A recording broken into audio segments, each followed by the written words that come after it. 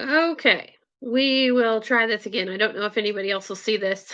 I gave up on the other one. It kicked me off, so we'll see. We'll see if this one works any better. So far it says it's got good connection, so we'll see. Take two. Yeah. So Marzi, I don't know if you saw the comment I made on the other one. Um, I don't use any supplemental lighting. Not in my rabbitry. I don't use it in the chickens. I don't do any of that kind of stuff. I kind of feel like they need to kind of do their own natural thing. So I'm not real big on that. I like to try and select my rabbits for year-round breeding whenever possible. And I can't get a good feel for what they're doing if I'm supplementing and trying to force the issue. So I don't use supplemental lighting. I know a lot of people who do, and if that's something you want to try and do, that's fine. It's just not. We live off grid too, is part of it. So I don't like to use a bunch of extra power if I can avoid it. So yeah, I don't do the supplemental lighting thing. But uh, are there windows in the barn? Sort of. One is 16 feet, one is 20 feet, and they both have screen doors on the end, like storm door screen doors. So they have a full light there. And then on the outsides, the outer walls are only 6 feet tall. The siding only goes up 4 feet, and then I use the white translucent panels all the way down. We get more light in the barn, and but yeah, I don't really have true windows. Windows tend to be kind of hot, but I like the white plastic because it's not it lets light in without being uh too concentrated, I guess. Um I hope everybody's still it's not telling me I'm having any trouble. So if anybody's having trouble there, but I don't want too much, you have to be worried about rabbits in direct light. So windows, you kind of have to be a little bit more funny about window placement because you don't want, direct lighting. Even my storm doors, I kind of keep an eye on them. My cages are 30 inches deep, and the way they're set up with the stackers, there's always somewhere that the rabbits can go to get out of that direct sunlight because you just don't want rabbits overheating. And especially in my American blues, they will sunburn. They'll actually turn kind of a funky brown color if they get too much direct light. It messes with their fur. Elijah, I ran out of rabbit feed for about a week, had to feed them oats and sunflower seeds. It works in a pinch. Nutritionally, it's not the greatest thing, but it works in a pinch. Um, if you have grass hay when you run out, that's even better. But I assume the rabbits made it. Marzi, that's what I was thinking with the light. Yeah, it works good enough for us. I mean, like I said, for the most part, we breed year round. It's just my Americans are ultra funky about it.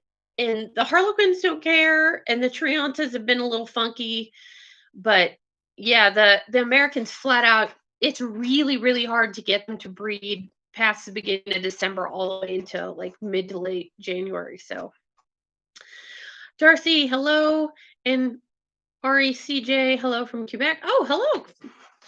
I don't think I've talked to anybody from Quebec in a while. We're down to 23 degrees here already, so I can only imagine what it's uh, feeling like up there. So that's kind of interesting. Um, let's see. So, like I said, the malocclusion video, because I know it was chopping up on the last one, the malocclusion video will be out Wednesday. If you didn't watch our video from Christmas Day, we did put out kind of a challenge, kind of ending 2022 video already. And I know Robin said she's got one loaded up and ready to go for New Year's. So, Elijah, yes, I feed hay every day. Yep, that'll work. The hay will keep them from having any kind of problem. So it sounds like you did the right thing to get by. Running out of feed is the worst. We have that problem every now and then with the chickens because we buy big groups of feed and then we'll go in to get more. And like our mill was having, and we did go get some from another feed store, but it's not the same quality I'm used to. So we got by. Jim's in town gardening. I just came in from the bunny barn. Hi, Jim. I've got to sit down and watch your latest video. I saw it looked like Rex on the little bit of it I saw. So I was going to watch that. Darcy, maybe. Uh, I've heard a lot of people have good luck with indoor lighting, right? So if you can light on them, you'll trick them into believing it's have to have. I would imagine I'm not a big forcing the issue kind. I think that for me, it kind of band-aids a lot of problems. Like I select my chicken lines to lay as late into the year as I can and to start early the next spring. Well, if I'm supplementing, I can't tell what lines are doing that. And it's kind of the same thing with the rabbits. I want like my harlequins will breed all through the year. I don't know if it's the rabbit or the light. So I don't know. You could probably try it though if you really wanted to.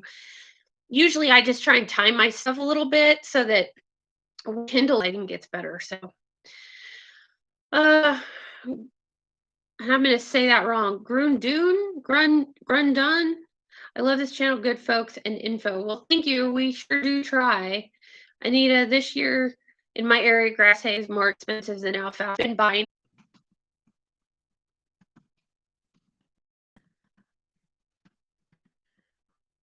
We were doing good, and now it looks like it's starting to have problems again. Let's see. All right, well, we'll keep going and see if it kind of mellows out because it looks like we're starting to have connection problems again. RECJ questions, which are the seasons for breeding? It depends on where you are. We breed pretty much every month except July and August where we are, but when we were in Mississippi, we had to stop in June. Uh, Cold is okay, depending if you have them in a barn or outside. So I still breed this time of year. Like we had babies the other day and it was like 12 degrees at night. It's you'll run into trouble is nudos that don't understand to pull enough fur, or if you don't give enough nest box material. That's where you really kind of run into trouble. So you can breathe through the winter. I certainly do. I mean, we've had babies born at 25 below. So, let's see. Jim, it's coming and going. We'll just see if it straightens out. Unfortunately, I'm getting on my end. It says the connection is stabilized. So if it's not for everybody else, I apologize if it's having trouble. But Marzi, it waits until you least expect it. That is very true. Elijah completely lost it here. Well, it's still showing that it's working, so I'm gonna keep attempting this. We'll see.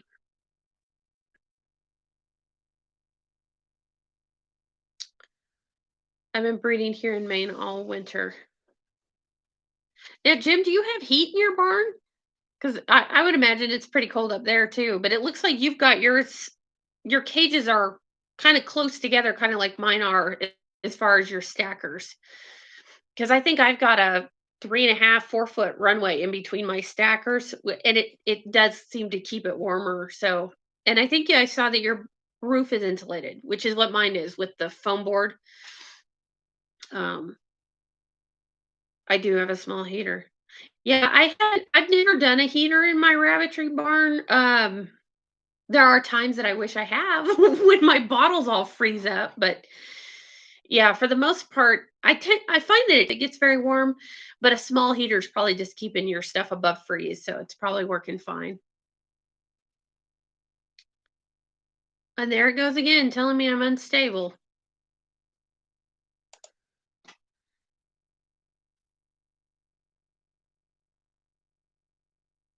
Okay, RECJ, how do you separate the solid from the liquid when you recuperate the rabbit manure? Does it come all wet like a big pile of clay? Um, it kind of depends. If it's been sitting in the trays too long and it really kind of sucks up the urine, it'll be kind of clay-like. I actually throw all of mine into a big pile in the backyard and compost it before I use it. So I don't separate it. It kind of does it on its own. Part is insulated, but the clear panel lets the sunlight in. It sounds like you've got a very similar setup to how I've got mine set up, Jim. Because I've got, instead of clear panels, I have white panels in places. Um, Marzi, do you think there's any way to keep a buck inside without a big mess? I know they go spray crazy. It's very breed specific. So spraying is something that you can cull for, and I know breeders who really do cull for spraying, and they just don't put up with it. Particularly, there's a breeder that does white Americans, and I know a breeder who does white New Zealands, and they will not tolerate a buck that sprays at all. Um, our boys are all inside. The only ones that I have trouble with that I cannot get to stop for the most part is the Triantas. Our Americans don't spray for the most part, and our Harlequin bucks, sometimes after the first time they've bred, they'll spray a little bit, and then it pretty much stops. Like by 9 months, 10 months, they're pretty much over it. A lot of times when bucks are spraying, um, it's about placement. So some bucks will spray next to other bucks. Some bucks will spray next to does, particularly open does. So we have what I call the naughty area, which is our apartment unit, and it's got solid dividers in it. So where I have it sitting, there are three cages on each outside, um, that there are no neighbors. The one end is up against a wall and like a big wooden sheet. So if I move them, if they're spraying next to a buck and I move them near does and they're still spraying, they tend to go in timeout. So I will move them into the naughty pins, and that'll usually break it because the whole spraying thing is about territory and marking. They don't bother to spray if there's nobody else around them, right? So a lot of times we'll move them over there, give them a month, and it's usually over, and then you can put them pretty much anywhere. But my Triantas, I right now I've got all of my naughty pins full of Trianta bucks because I cannot get them to stop. And I see Elijah says Polish or spray crazy. A lot of the little rabbits tend to have the most spray problems. So a friend of mine breeds Netherlands, and she said they are spray monsters. I've got another friend who's breeding Holland Lops, and they are spray monsters. And like I said, my Triantas are bad. So I gotta imagine some of it's just little rabbits tend to be a little bit worse about it. It's kind of irritating, but it's just part of it. And there's a reason why I'm really thinking about cutting my Trianta herd back a little bit. Is there's no shows to go to. They take a while to get big enough to eat, and I'm tired of pee everywhere. So I see Robin made it on. Hello, Robin. Um, Marcy. Oh, that's cool. I read about some specifically spraying their handler in the face. I have broken a number of bucks from doing this. So I've had American bucks that would do that. They would wait until I was coming by doing chores and flick me with pee in the face, and nothing will make me more angry than that. Well, we water with a hose. So basically, you get the fire hose treat, soaking the rabbits by any means, but it makes one heck of an impression. And usually on the first or second time, that's it. I don't have any trouble after that. Um, Elijah, you are exactly right. Small ones are the worst. They seem to be like they seem to have the most attitude problems and have the most bad habits. Like I've seen more small rabbits that will bite and slap and spray, and just general bad habits seem to be in the little rabbits. There are some really nice breeds. Like I don't see a lot of stuff out of lion heads. They tend to be pretty chill and pretty sweet little rabbits. Jersey woolies tend to be really nice, but for some reason, a lot of the other ones, like the mini Rex, tends to be a little ornery. It's just kind of the way they work. Kids play rabbitry. I have mini lot buck who sprayed me so much I finally put him in the cage bottom corner of the rabbitry, and it's helped. Sometimes that does help. And they just, like I said before, a lot of time it's about placement. A lot of times whatever it is that's bothering them or is making them feel like they need to be territorial, it's oftentimes a neighbor. Or like I've got a buck right now that I've had to move because where he was, my collie will run by the door and he doesn't like it. So he thumps a lot. And now we've got a sore on the bottom of our foot from thumping all the time. So I'm moving him because he's gotten kind of spraying. marking his territory and thumping because he doesn't like the dog. So it's often when you start to see a lot of behavioral problems in your bucks, it tends to be that they don't like where they are. So I need a good solution.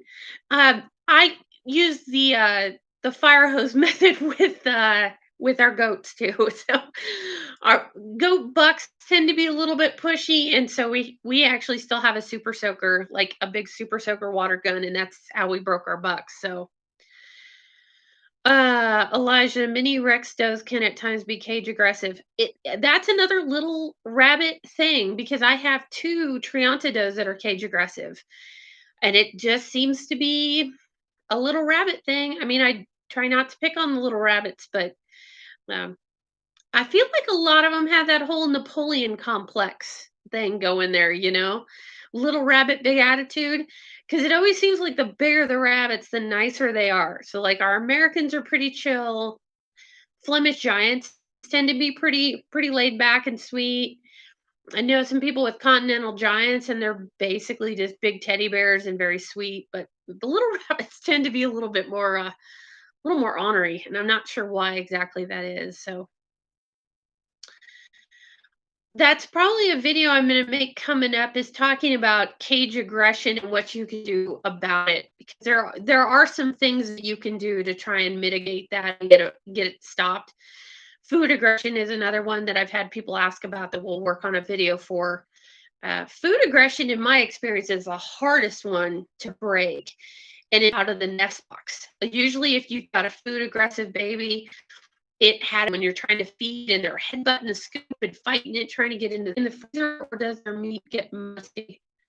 Um, the thing that you'll find is like your big rabbits when they hit 8, 9 months, the bucks tend to tire a breeder for whatever problem. It's a good candidate for ground meat or can. The same with small designer dogs, like really big.